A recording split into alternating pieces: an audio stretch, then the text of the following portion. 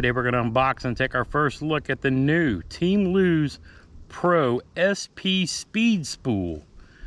Designed with the help of Andy Montgomery, the jig skipping expert. Let's go.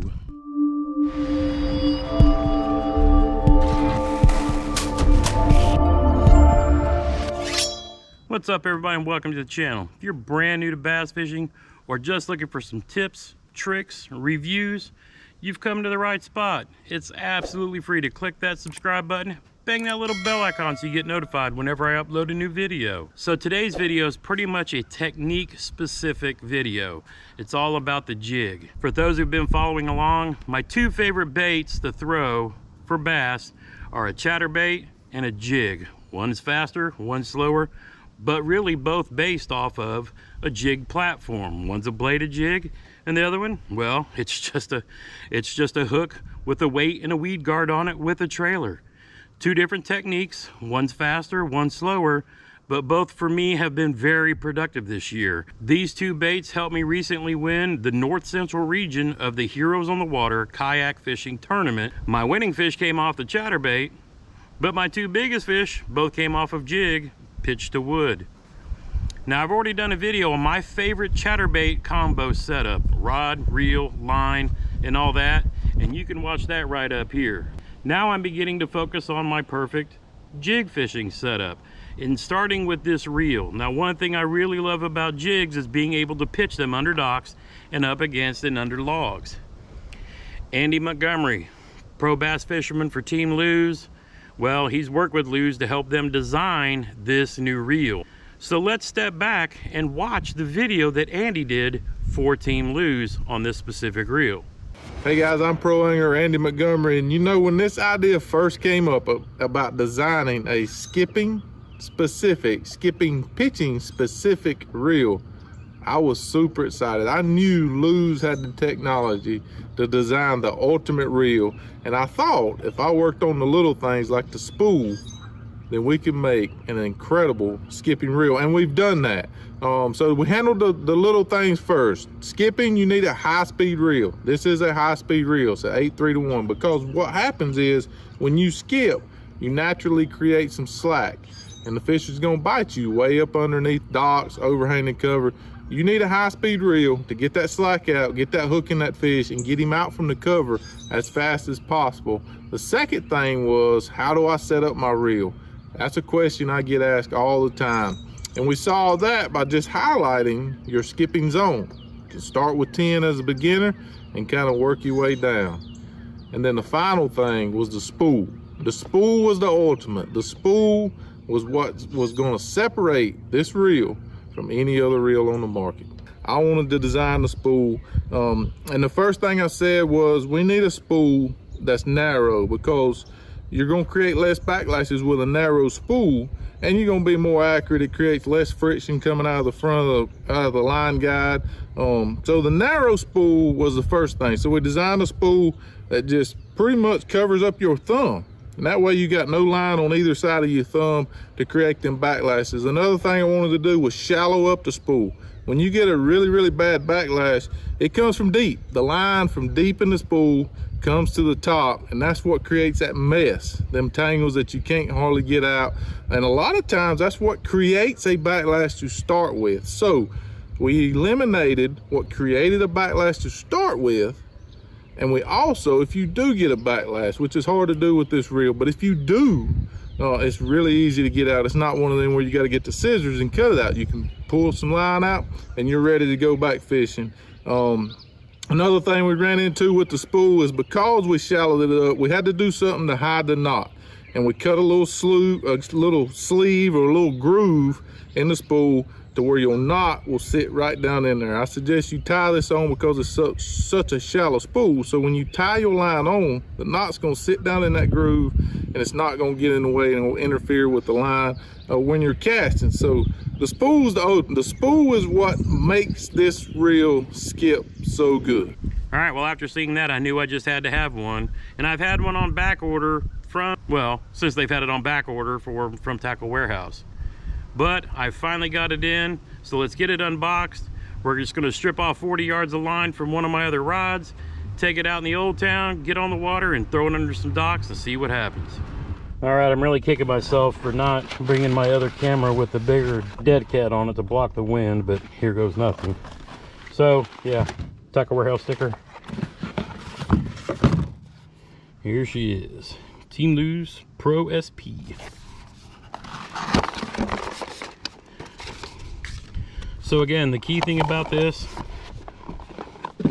is the filled in spool and the fact that your thumb can completely cover it.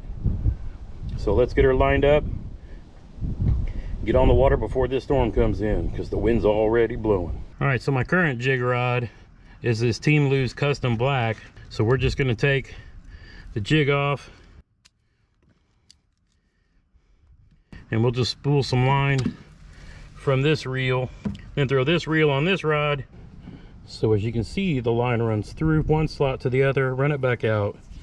Then I pull it tight, and now I've just buried that knot into the slot that Lew's made for us, so that when the line goes on top of it, it won't impede our casting at all. What a great little design. So let's get her loaded up and get going.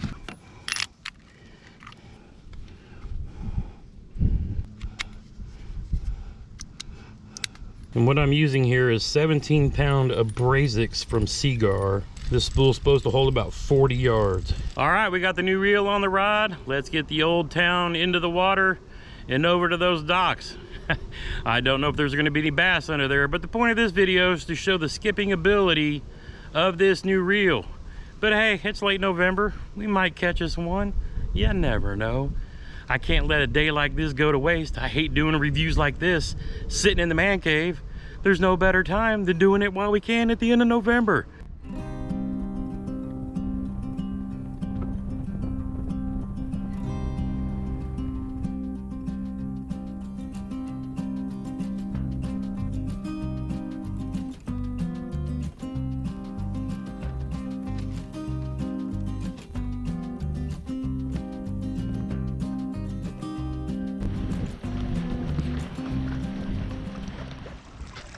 Now, knowing fishing line, one of the things I'm still probably going to be dealing with brand new line put onto this spool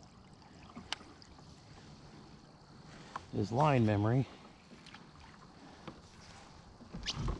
which, you know, you can spray it with the good stuff,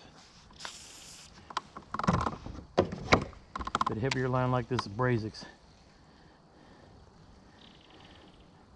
it remembers. I think once you have it on the spool for a bit, especially being a new type of spool like this, it'll take a bit to do that. So, I mean, I ain't gonna say we're not gonna see no backlashes with this thing, because I think that's impossible with brand new spooled line.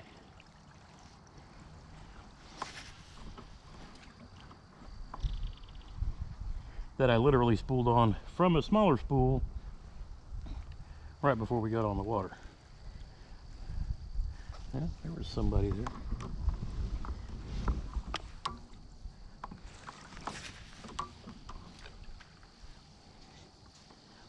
It is funny seeing through the line right to the spool. But this is a specialty setup for a specific technique. You know, it is what it is. Now I'm throwing this on the 7.3 medium heavy action fast rod. As I understand it, Andy Montgomery is working with Lew's on coming out with a skipping specific rod to go with this reel. When it comes to rods, I have a combination of St. Croix and Lew's.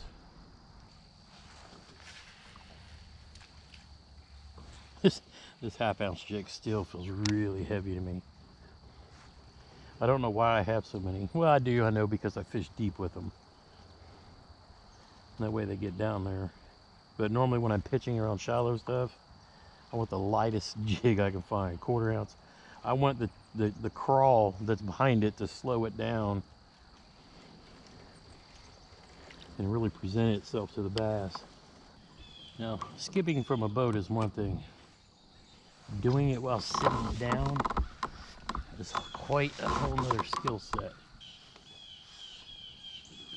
But let's see what we've got. Alright, so I was able to control it, bounce it off the inside of that dock, drop it down there where I wanted it. And we're in 14 feet of water, and this is a floating dock, so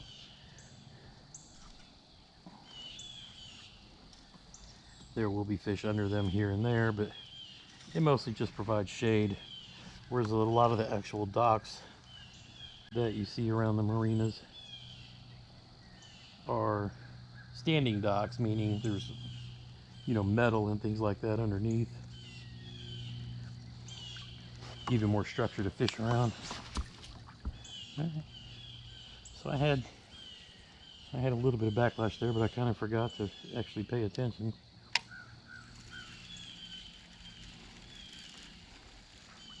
So we'll cast that out and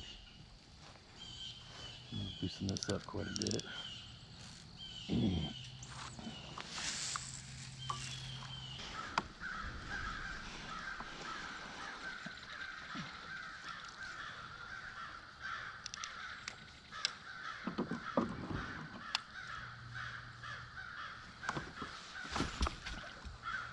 Alright, so yeah,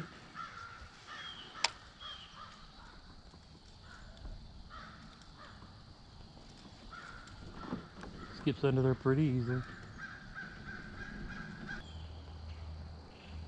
Now, I don't fish a lot of docks because realistically, a lot of places I fish, there aren't a lot of docks, but I do fish around a lot of trees that are fallen where they may be out of the water a little bit, and I'm trying to get to that spot where they're still out and behind it, so that I go in behind that lay down and get my jig back behind it and then come out along that log.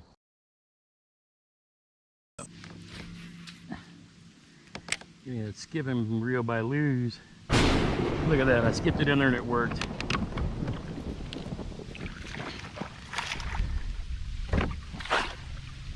I skipped this chatterbait back there and it worked. That is awesome. So one of the key things when you're skipping is you want to look where you want the bait to hit the water and skip, not where you want the bait to land. Because if you look at where you want the bait to land, you'll start skipping it way sooner than you wanted and potentially backlash. So I'm picking a spot about, I don't know, a couple of feet out between those two docks, and then I'm gonna fling it there pretty hard. Then I'm just gonna try to control it to go back as far as it can, and then I'll stop it and let it fall in. Now, as you get experience with this, you can loosen things up a little bit as you gain control, especially as the line starts to lose its memory and it sticks with what's on the spool. But, you know, it takes time and practice. But this technique specific reel will help ease in that training some. So I got onto the thumb a little bit early, but as you see, went right between the two docks, like I said.